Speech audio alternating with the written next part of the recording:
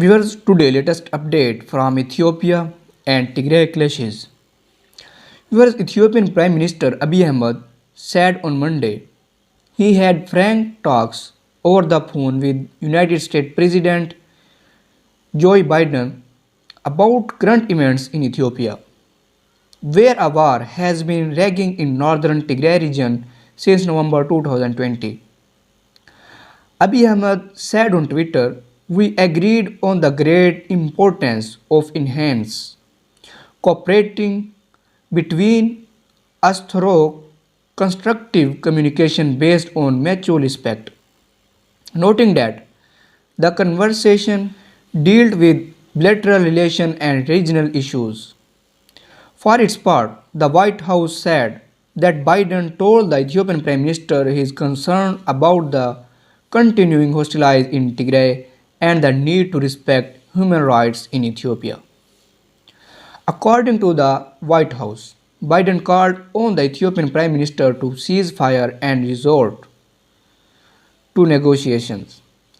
The conflict in northern Ethiopia between federal forces and their regional allies led by Eritrea and the Tigray People Liberation Front, which controls the region, has killed thousands of civilians and displaced millions.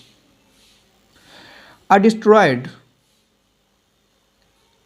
armored vehicles from the remnants of the fighting in Tigray are destroyed armored vehicles from the remnants of the fighting in Tigray. Aid agencies suspend work in Tigray after airstrikes. Washington has repeatedly called for an end to hostilities, a negotiated solution to the conflict, an end to human rights violations, and work to ensure unimpeded humanitarian access. The United States has excluded Ethiopia from a duty-free trade program after President Joe Biden threatened to do so over alleged human rights abuses in Tigray. In November, the United States imposed sanctions on the Eritrean army, along with individuals and entities from Eritrea, for their involvement in the Ethiopian conflict. On the other hand, according to the sources, in fact, fighting has not even ended, despite the Tigray Defense Force withdrawal from Afar and Amhara. Conflict is ongoing in southern Tigray, an area seized by Amhara early in the war. The Ethiopian and Eritrean governments are eager to prevent Tigray Defense Forces retaking these areas to prevent them opening an external supply line to Sudan. Combat operations have been particularly intense between federal and Tigray Defense Forces in the border city Alamata. On a political level, government officials insist the Tigray Defense Force disarm as a prerequisite for dialogue because they view it as a persistent threat to rule. They also accused it of committing atrocities during its recent attacks in Afar and Amhara. But of course, the Tigrayan leadership won't accept any such proposal due to its deep conviction that the Tigrayans face existential threats from all sides.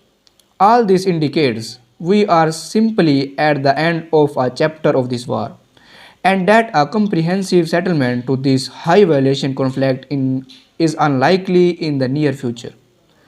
The power struggle playing out in Ethiopia ultimately stems from structural issues and historical resentments stretching back to the formation of the modern Ethiopian state, which has seen many vital conflicts over the last 150 years. Where the military might key to power in Ethiopia, historically speaking, military victory has long been the decisive factor for those seeking to rule Ethiopia. Starting with Emperor Menelik, military raids into the southern lands at the end of the 19th century, followed by Haile Selassie victory in the Battle of Segal in 1916. There was a military rule of the Derg regime in the 17th and that of the Ethiopian People Revolutionary Democratic Front in 1991. None of these regimes were an exception. The Ethiopia has entered under Abiy Ahmed rule is due to the delusion that unresolved issues in Ethiopia's system of governance could be solved by a quick military victory against those who ruled the country for the last 3 decades. This miscalculation has led ethnic tension, long festering all over the country, to explode into violence. Prime Minister Abiy Ahmed, who personally led some of the fighting on the battlefield and has succeeded in stopping the capital from falling to Tigrayan fighters, seems by the victory, it is possible he will go even further and attempt a killer blow to the TPLF, a move his Amhara allies and the other ruling elites are pushing for, but which would have an measurable human cost. In light of these conditions, every group sees a military victory as the only viable option for survival. As for the future of for Abiy Ahmed, despite his temporary success in preventing the fall of Addis Ababa, his rule still faces serious obstacles, and he desperately needs to share up support both within Ethiopia and abroad. To do this, he needs to rebuild the economy and restore basic services in the north, which has been cemented by the war.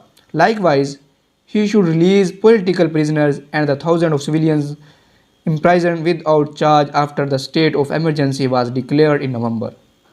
The national dialogue might solve some of these issues, but questions remain on a permanent settlement of the issue of Tigray and its integration into Ethiopia's national fabric, especially since arguments of secession are growing in the region. Moreover, the TPLF is now asking the international community to impose a no-fly zone over the region, which is still under bombardments, and to impose an arms embargo on the Ethiopian and Eritrean governments. It is unlikely, however, that the United Nations Security Council will adopt these measures due to the Chinese and Russian opposition.